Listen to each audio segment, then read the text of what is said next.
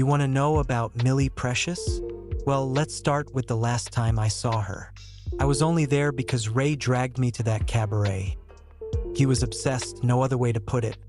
He talked about Millie like she was some kind of angel fallen to earth. And I guess that was how she looked up there, under the lights, wrapped in gold sequins with that voice that could make you forget your own name. I'm Reggie Combs, by the way. Just a regular guy, really, 15 years old, live on the outskirts of town, and know a thing or two about sneaking into places I don't belong. That night, though, it wasn't about me. It was about Ray, and it was about Millie. Ray had this thing for the cabaret, even though he was just a kid like me. He'd always said there was something special about it, something secret hidden behind the velvet and sequins, and maybe he was right. That place was practically magic. People came to see and be seen, to forget about the real world for a while. And Millie, she was the crown jewel of that magic, drawing in crowds like bees to honey. Her last performance was The Stuff Legends Are Made Of. She sang underneath the starlit sky with a kind of haunting grace, as if she knew it would be her swan song. The audience was so spellbound. I swear you could have heard a pin drop when she finished. The applause came like thunder after that. But then, after the lights went down, so did Millie, vanished into thin air, as if she'd been nothing but a dream. I didn't think much of it that night. Nobody did. Not until the cops showed up at the cabaret the next morning, saying she was missing, and they had no idea where to start looking. That's when things got weird, and that's when Ray started acting different. 2 weeks after Millie went missing, Ray showed me the letter. It was anonymous, addressed to the police, and filled with just enough detail to seem legit, but not enough to lead them anywhere concrete. "Found this in the mailbox," he said, passing it over like it was no big deal. But it was.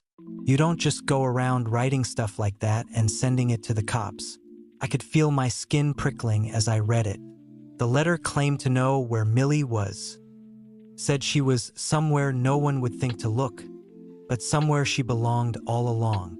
There were hints about the cabaret, her personal life, and places only a few people would know she frequented.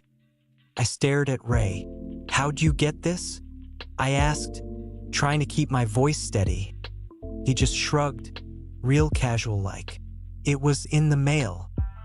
Something about the way he said it made my gut twist. I didn't buy it, not for a second. But then again, Ray always had a way of keeping things close to the chest. It wasn't until the third letter that I started piecing things together. By then, the whole city was talking about Millie, about the cabaret's secrets, and about the anonymous writer taunting the police with clues. Ray was practically glued to the news. He'd come over to my place, eyes fixed on the TV like he was searching for something or someone. I tried asking him about the letters, but he brushed me off every time. Then, one night, when the air was cool and thick with silence, Ray let it slip, just a little, just enough to make me stop dead in my tracks. "You know, I think she was looking for something. Or maybe someone," he said, staring out my bedroom window. I waited for him to say more, but he didn't. It was like he was challenging me to figure it out myself. That's how Ray was.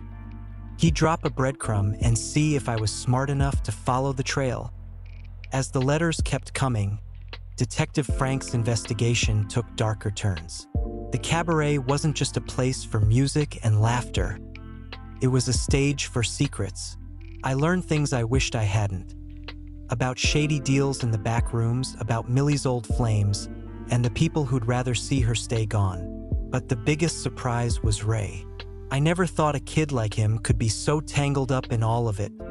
Turns out, Ray's connection to Millie wasn't just some teenage infatuation.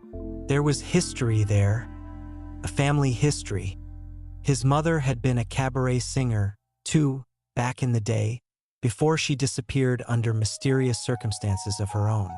Ray had grown up hearing stories about the life his mother led, and Millie's disappearance seemed to awaken something in him, a need to solve a mystery he'd never been able to let go of.